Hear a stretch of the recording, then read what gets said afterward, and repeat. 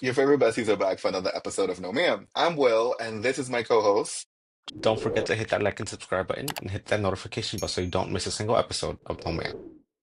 All right, friends. So today we are recapping legs 8 and 9 of the Amazing Race season 37. And y'all, it's getting tense. The final six teams are sprinting, slipping, and scheming their ways through Bulgaria and Italy. And honestly, it's giving chaos, confusion, and cardio we personally wouldn't sign up for. But with the top five within reach, every step, every detour, and every wrong turn matters. So, who's about to punch their ticket to the next leg? We don't know. And who's about to be booking a very sad and very awkward flight home? Well, let's get into it. So, episode, or pretty much leg 8, right, starts off with the teams driving through Lake Ariana, which, shout out to Ariana Grande, but I doubt this has anything to do with that. No, absolutely not. I doubt it has anything to do with that, but they're driving through Lake Ariana in Sofia, Bulgaria.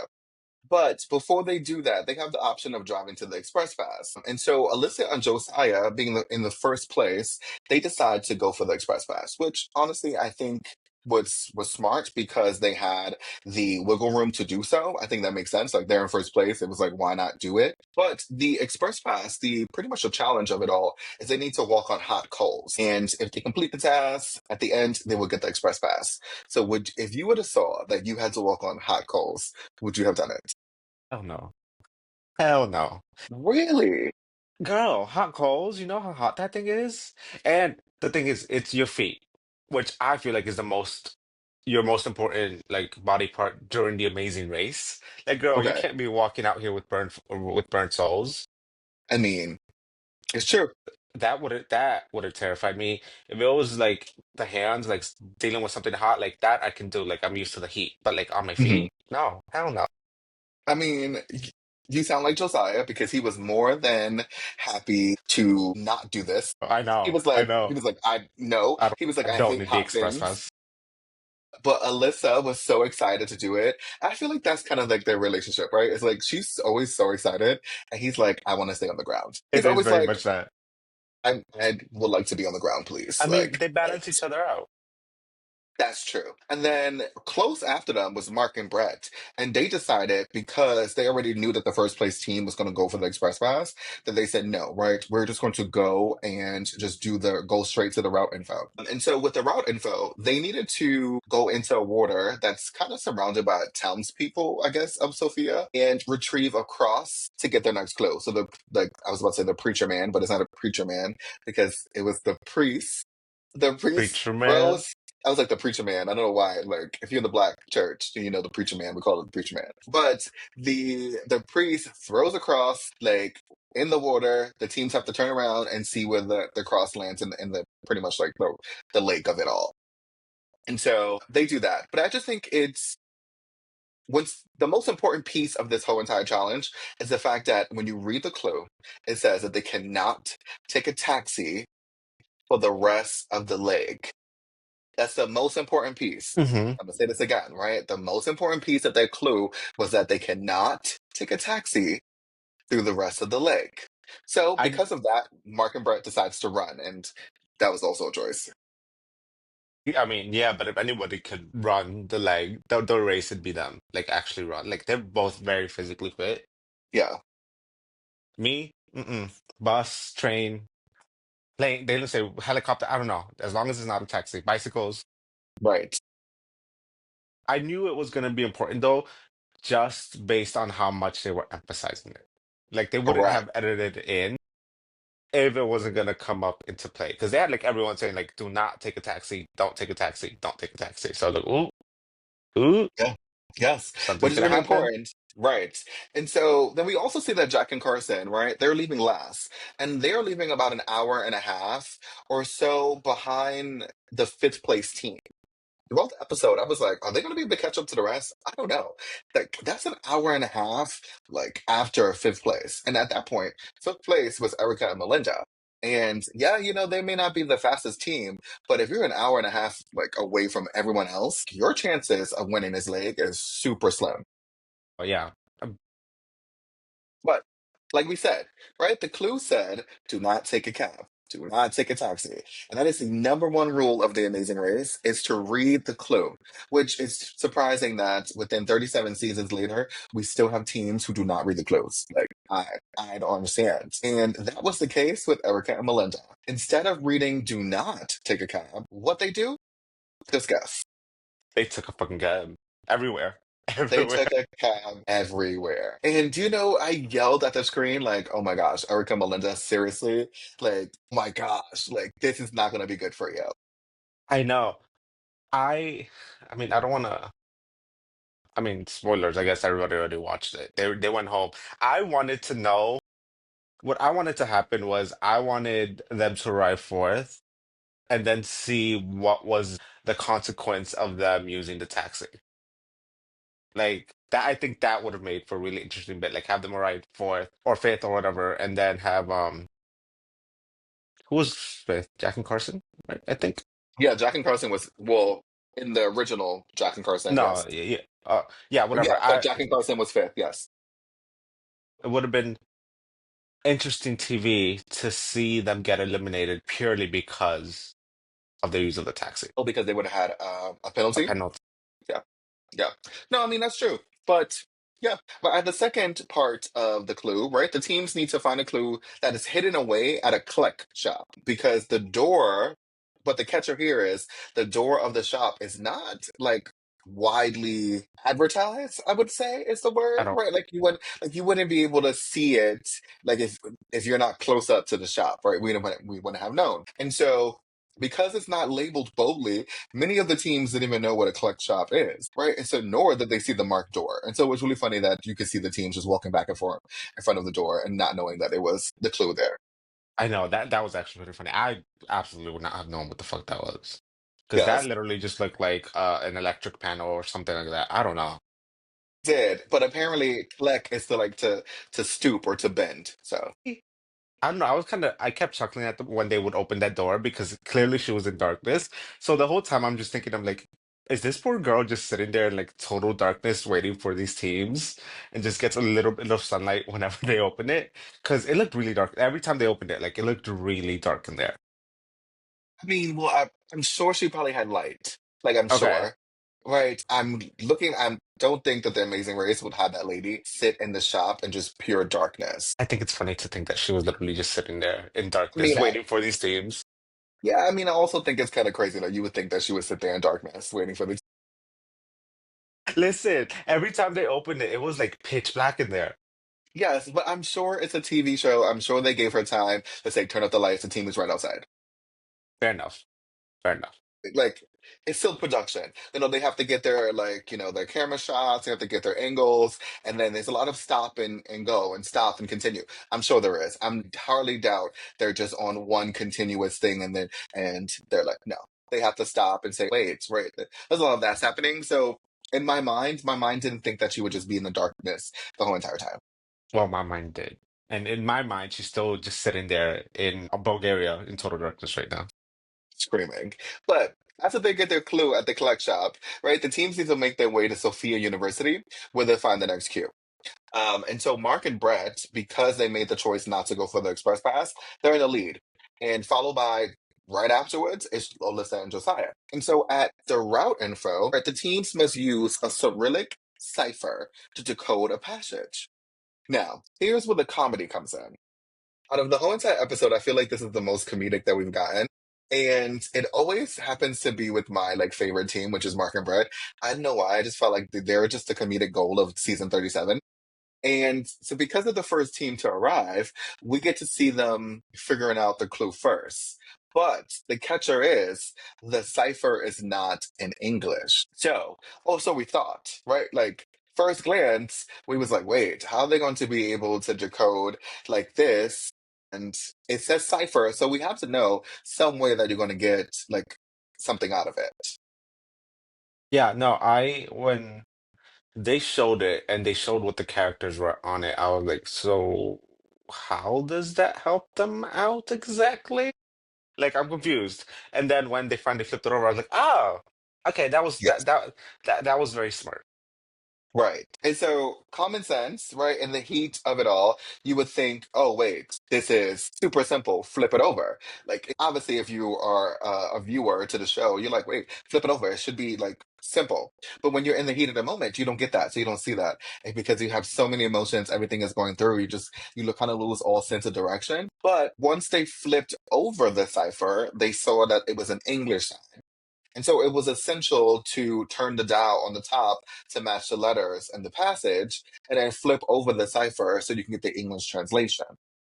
Mark and Brett, they quickly found this out, and they were in and out of that route info fairly quickly.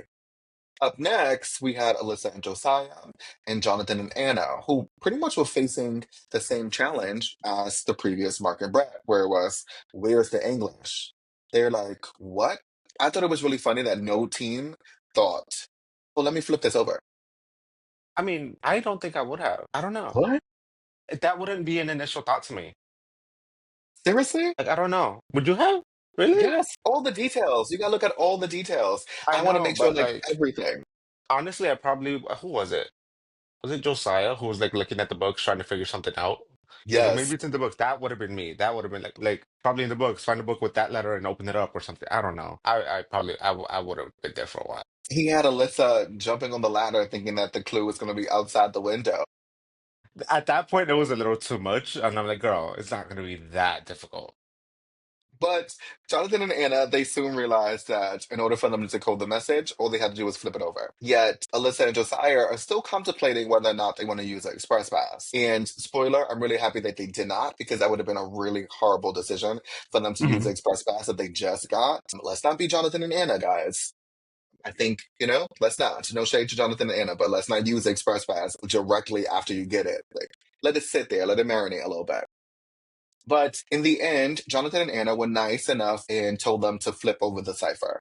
But no shade. I was really upset at Jonathan because he was like, "Well, guys, I don't know. Maybe we should did you guys turn it over?" Like, Jonathan, if you're gonna tell them, just tell them. The way he said it, it made me laugh, honestly. Like I think he said, well, it was like, have you tried flipping it? Um, I just like I was thinking the same thing, like, oh, why don't you just say it? Like, flip it. That's Oh, it. Run right, out, flip it. right. He was like, maybe I think we got it. I'm not sure if we did, but if we did get it, did you flip it over yet? But I mean, he is on the spectrum, so like social interactions, don't always come Yes. easy for people on the spectrum. So I feel like that's what it was, and that was him trying to be like really helpful. I thought it was kind of adorable, honestly, but in my head, I was also like, girl, just say flip it. That's it. Yes, but we found that out afterwards, right? We found out that Jonathan was on the spectrum, like Yeah, as a viewer, like when yeah. he said it after the show has already been airing. So at this point, we didn't know, right? Like he didn't know, and so yes, I'm just looking at it from that aspect. Like, Jonathan, just say it, just open your mouth and just tell them to flip it over, like, and go, Jonathan, just go. You and Anna already got the clue, like, go. And then after that, right, we get to see that Han and Holden, who in true sibling fashion. And guys, if you have brothers and sisters, whether or not they're older or younger, then you know that you guys fight just to fight. Sometimes you're fighting over something as simple as breathing, which Han and Holden was fighting, like, on breathing. See, I remember I said this a couple episodes ago that their fighting was kind of annoying. I think it was when they were in Japan with the Yes, origami. Like it pissed me funny. off. Yeah, But this episode in particular, I was like, oh, that would fully be me and my sister or my brother. And yes, like I've really come to grow to like really like them just because of that sibling bond that they have. Because yes, they fight, but then they support each other a lot. So I think it's so cute. It's so yeah. cute. No, I mean he could see, like, Holden could see that Han was really frustrated, so his attempt was telling her to breathe. But at that moment, her being the older sister was like, "Please do not tell me what to do," versus Holden is trying to help me in this situation because I'm really stressed. But she was like, "Please stop telling me to breathe because I'm breathing." And he's She like, was "No, ready to bite I his need head you off. to, I need you to breathe." And Holden is like, "No." The little brother fashion. He's like, "I really don't care what you're saying. I'm still going to tell you to breathe." She was ready to like bite his head off. Yes. She who if they weren't on our lives being recorded for TV, I feel like he would have gotten like on Yeah, the she side of the probably would have head. punched him in the neck. She probably would have punched Yeah. him in the neck. But at the time that, Han and Holden is still trying to figure it out, we see that Erica and Melinda show up and Han and Holden agree to work together. But Jack and Carson also come. And to me, I think that is probably like the best comeback story that we've ever had in the Amazing Race. The fact that they were able to be an hour and a half like out of everyone and then was able to catch up to be in the middle was crazy. Even with those other girls using the taxi, they still were able to catch up. It's crazy. Yes. Like Yeah, the I fact that they were able to, I don't know what little, like, I don't know what karma points Jack and Carson has picked up over the years and then got on the show, but they have so much luck oh they do fully. Even with the other like when they was it that? with the, yes, when they were Yeah, it the was that when they last. went and they went like all the way the other way and they had to like turn around. Yeah. Yeah. And that's why they were an hour and a half away from everyone else because of the last challenge, right? When they got turned way around from everybody else and still did not get eliminated. It's Mhm. crazy. U-turned, which is also crazy. It's the second time that Jack and Carson did not get U-turned. Yeah, that I mean that's stupid of the other teams, honestly. Like I love Jack and Carson. Obviously, I don't want them going anywhere. But like if you're competing for $1 million, like I'm putting them up for U-turn. It's Yeah, like which is just so weird, but like their social game is on lock, so we got to give Jack and Carson that. But speaking of them, they quickly realize that the English is on the bottom of the cipher. But Holden and Han, they also pick up on it too, so they peep it from the side of their eye, like, oh shit, Jack and Carson got it. Let's try to figure this out too, but without actually realize like trying to help Erica Melinda. Which I think at one point was really strategic of them, and I thought that was a really smart move that once they got it, they was trying to be on the low, like, I'm not letting Erica Mhm. Melinda know. But then a part of them were like, they'll feel bad that they did agree to work with Erica Melinda and the fact that they didn't want to, like, double cross them, which I get. Yeah, it I mean, comes it's with it, true. didn't they? But if you actually watch their Instagram story when on asked their mom, like, what would you have done if we didn't help Erica Melinda? And the mom was like, I would have disowned you. I would have been really disappointed because we didn't raise you that way. That's fair. That's fair. So he was like, we got to listen to mom, guys. And so I just think that was really funny. So that's kind of what they did, right? Like deep down, they knew that they wouldn't be able to like live with themselves if they didn't help Erica Melinda. So I get that point. Yeah, But game wise and gameplay, I don't think it was smart. But at the end of the day, it really didn't like change anything in the rankings. So, all right. So now, once they figure everything out, right? So all the teams have figured everything out, and now they're on the road. And so the teams need to do a traditional dance. And of course, Mark, being the dancer, right, decides to do the roadblock. And when I say Mark bodied the dance, Mark I. bodied the dance. But as soon as I saw it was a dancing challenge, I was like, oh, Mark is gonna just zip right through that, like first attempt, like one rehearsal maybe. And that's like exactly what he did. Like he got it right away. He's like, all right, let's go. Killed it and was like out of there. Like Mark bodied that dance. It Mhm. was so crazy because I've been seeing some Instagram, like, when people post their on their stories and stuff, and then, the person that you tagged reposts it on their stories. Mhm. Some of the fans of the show were like, that's not fair. Like Mark was like a secret like Bulgarian dancer in his past life, whatever. And they was like, it's rigged. And I just thought it was super cute that people was like how quickly Mark got that dance. It made it seem like Mark has been doing this forever. Well, yes. Well, I mean, we know he could dance like that because we've seen him on Drag Yeah. Race like Yeah. multiple times. So we knew any dance challenge he would kill it. I find the rig things kind of funny though, because like I don't know. Obviously, it wasn't. Yeah. No, I don't think they mean it like actually rigged, but I think they were just like trying to say like Mark picked up on it so quick Okay. that he had to know about like Bulgarian dances. Not that it was rigged for Mark to win. No, I think they were just joking. That's kind of what I figured. Like it was like the fans are like, oh my god, this I was was about to rigged. say, And like don't Mark. come for don't right. No, no, but also it was really funny because Brett was like on the side, so excited, like a puppy that's seeing their owner for the first time, or like haven't seen their owner in such a long time. Like, oh my God, I'm ready. Like, put me in, coach, put me in, coach, put me in, coach. Which is also cute too. And just watching Mark like body that challenge reminded me of I forgot what season this was, but it was, what was it, Rachel and Dave, and what dominated the Bollywood challenge. Right? Hopefully, I think it's, yes, yeah, it was Rachel and Dave. Rachel like bodied the Bollywood challenge. And I mean, she blew everyone out the water on the first try, and everyone else was like struggling. But that was because sometimes like those style of dances just lend itself to people who can tap into their feminine side. And I think sometimes it's really hard for just like people who can't do that to come up Hmm. with it. While we saw Anna, right? Right. I don't know why I said Jonathan. Yes, I don't know why I said that. I was like Anna. I don't know why. Very like, aggressive and guttural. But she did really well, right? And then we saw the guys kind of took a little bit longer. It's Hmm. just harder for sometimes for guys to tap into that side to really get into the groove because sometimes they're just so stiff. Like so stiff. Yeah, I think not to get like too serious, but I think it's also kind of has to do a little bit with like how men are perceived in society, and maybe they don't want to, like you said, kind of be seen as feminine, or like they feel like if my friends and family are watching this, like they're gonna make fun of me. I feel like that's kind of also sometimes what holds the men back from like really excelling in those challenges. Yeah, and majority of them can't dance. I mean, if you want, I like, mean, well, that's we a could have a whole episode about why they don't want to tap into the feminine side and all that stuff. But just in reality, a lot of them can't dance. They got no rhythm. so that's a If you watch the Amazing Race, it's going to be a dance challenge. You better learn how to dance, guys. You better learn. you at least take a couple lessons. Just saying. But in the end, Mark and Brett, they win the leg. And that episode was fully Mark and Brett's episode. They dominated the whole entire episode. They did it so well. It was so much fun. They were leaps and bounds ahead of everyone else. But like we said in the beginning, read the clue. And so by this time, yeah, Giovanni spoiled it, but at this point, you should already know who was eliminated on this leg. And that was Erica and Melinda. Hmm. Again, read the clue, y'all. It's always important to read the clue. Do you think they would have been saved had they not used the taxi? Like a No, I think they would. non-elimination? No, I don't think so. I still think they would have been eliminated this league. I think that their miscommunication throughout the whole entire league was hinder, regardless of them using the taxi or not. I don't think they were able to like overcompensate for that. Okay. Okay. Yeah, that's fair. Yeah.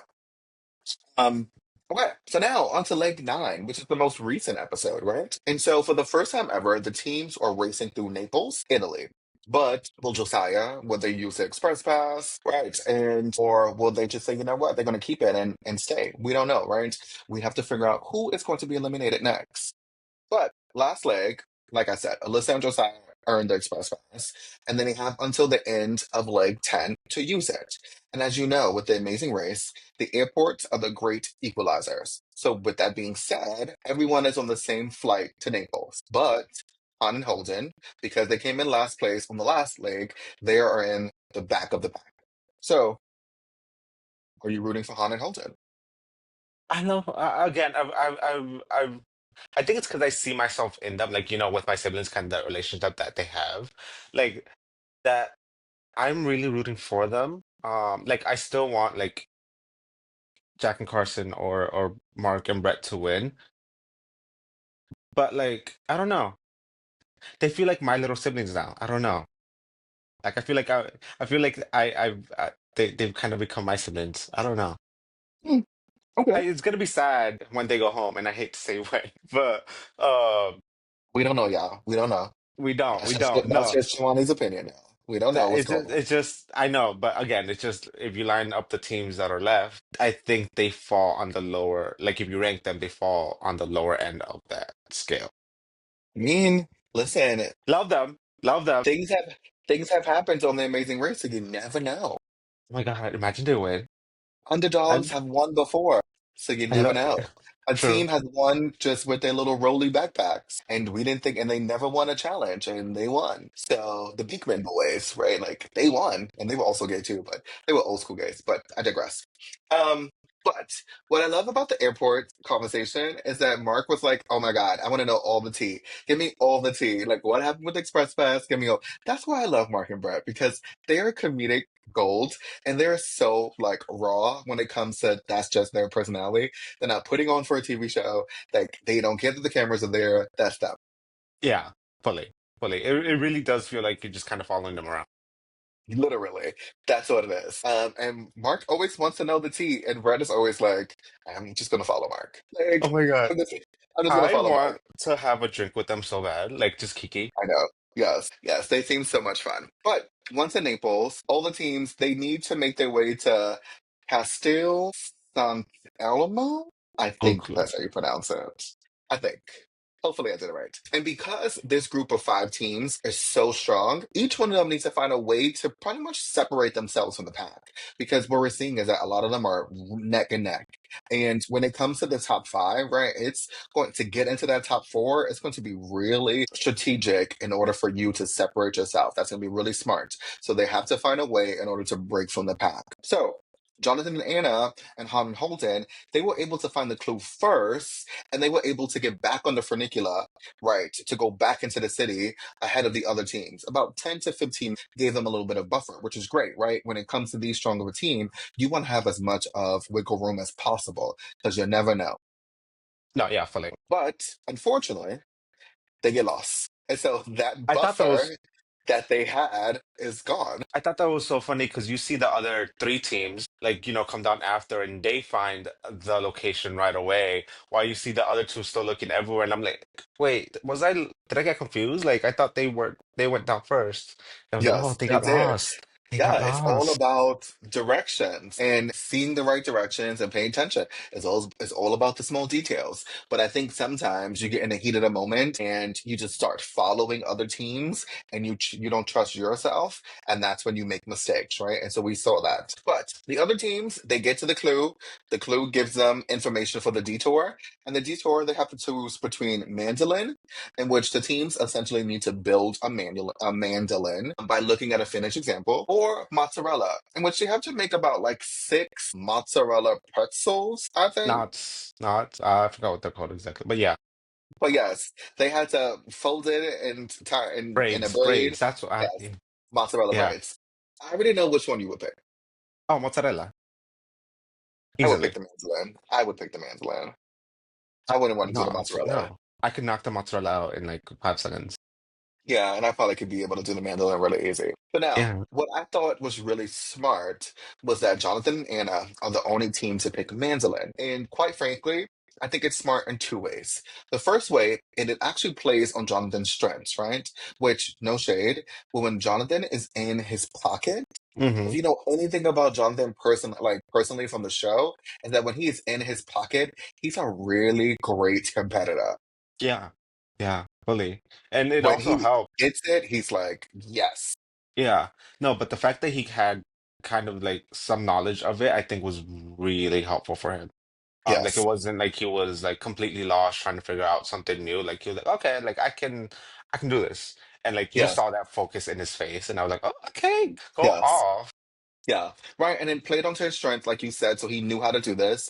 And it was also that orientativeness of him that made this work in his favor. And then two, it gave each of them some space to breathe. We also see that sometimes when the tough gets going, right, that Jonathan and Anna, they still need to figure out that outlet to voice their frustration without being frustrated with each other. And so this was a really great outlet for Jonathan to do his part, and then Anna to do her part, and then they had to come together and work together to make the details happen, right? So it was able to play on their strengths. And then you also have the non-factor of the other teams there, because sometimes when you have more teams around you and you're seeing what other teams are doing and they're getting checks, it makes you like freak out, and so now you're Hmm. making small mistakes. So the fact that they had the whole workspace to themselves, no one else was there, I thought was really smart of them. Oh, fully, yeah. They And were just in because of their own that, little bubble. right, and because of them being their own little bubble, they were able to finish their detour way before the other teams, or how the edit made it seem like they were finished way before everybody else. I think they finished like third. But in terms of like if you're looking at the way it was edited, like yeah. Mozzarella, we see that Han and Holden arrived last. And to their surprise, because they still thought they had a lead against the other teams, but they quickly realized that they did not, right? And so that automatically made Han start freaking out. Because now the self-doubt creeps in because you're realizing like, oh my God, we're in the back of the pack. We can't do this. And that first knot wasn't working the way she wanted it to be. So at that point, again, right? She's like, no, no, ma'am, this is not good. Yeah. I did feel bad for them again because now I've grown to kind of attach to them that I'm like, oh no, like get it together. Get it together. Yes. And then, right, while Mark and Brett They're in the lead at first. We see Jack and Carson, after a few failed attempts, they actually get the cheese weight correct, they get the knots correct, and they were able to overtake Mark and Brett. And they were able to leave that side of the detour first, where Mark and Brett quickly only needed one left, and so they got it fairly quickly after Jack and Carson. But I always find it really funny is that Jack and Carson has this underdog story that's playing out, and yet they're not underdogs. No, at all. They're a huge threat. Yes, We've been saying that forever, girl. They're a huge threat. right. It is so funny how the way the storyline is playing is they're making us portraying them to be underdogs, but yet they're not underdogs. Mm-mm. They're They're dominating these top dog. challenges. Yes, they're like the pit bulls.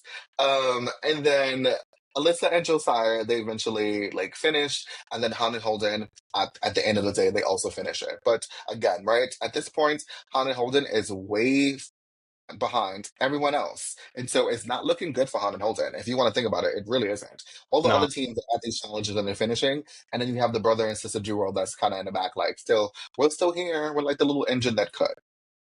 not the little engine that could. It's true. That's I something I mean, can think yeah. of.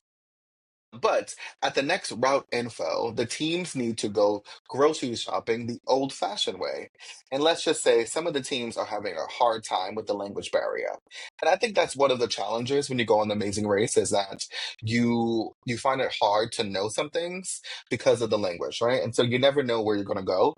I think a good like pro tip for anyone who wants to apply to the Amazing Race is you kind of have an idea that they may go to Italy, right? They may go somewhere in Asia. So they may go to Japan. They may go to China. So know a few words, directions. They always tend to go to like India and that region, Hmm. somewhere hot, right? So, and they always happen to go to Africa. They're always going to go in Africa. Something that they do in Africa always. So there's going to be some times in which those are going to be the regions in which they go to. So you may want to pick up on some of the languages, maybe ask questions, how to ask directions, all that good stuff. So that's just like a little pro tip. Yeah, I mean, I would say like maybe like since there's two of you, one of you learn three like languages, the other one three, and then like that way you guys kind of get more without having to learn so much, if that makes sense. And That makes again, sense. you don't have to like learn a lot, just the simple things like which way's north or like, hey, can you help me find the metro? Yeah, sure. Or how to read directions, right? Like sometimes you may be able to like if you may not know how to say it, but you may be able to read it. And if you own like the metro or something, they may help. So now, Spanish and Italian, they seem to be fairly close, which like there's some words in Italian that you could probably get away with if you know Spanish. If you just say it like Josiah says, he's just like, I just hope for the best. I say Spanish words with an Italian accent and hope that it works and it That sticks. would fully be me. That would fully be me though. And he's like, that's what I'm gonna do. So I'll just do that, right? And so you see him throughout the legs, like he's like, ciao and bella and all this stuff like this. And I'm like, bro, yes. Yeah, Yes, you yeah. could I mean, probably it translate works. some of Yeah, these. It does. Yeah. But the teams, they finished that route info, right? And they were able to move on to the roadblock. But the teams at the roadblock, we can guess what the challenge is. We're in Italy. This is an Italian staple. it's Of course, Naples. it's Naples. Of course, they will be making pizza. Hmm. I mean, like, it would be a shame if they come all the way to Italy and not make pizza. Oh, fully, fully. I mean, everyone knew that was gonna happen. Like, hi, Naples. Like, as soon as I would have seen that flag, I'd be like, "Ooh, we're making pizza." Pizza, yes. And again, Anna dominates the roadblock. I love that for her when she was like, "I used to work at Domino's." So my first job was also at a pizzeria. So I feel like I would have done really good in that one too.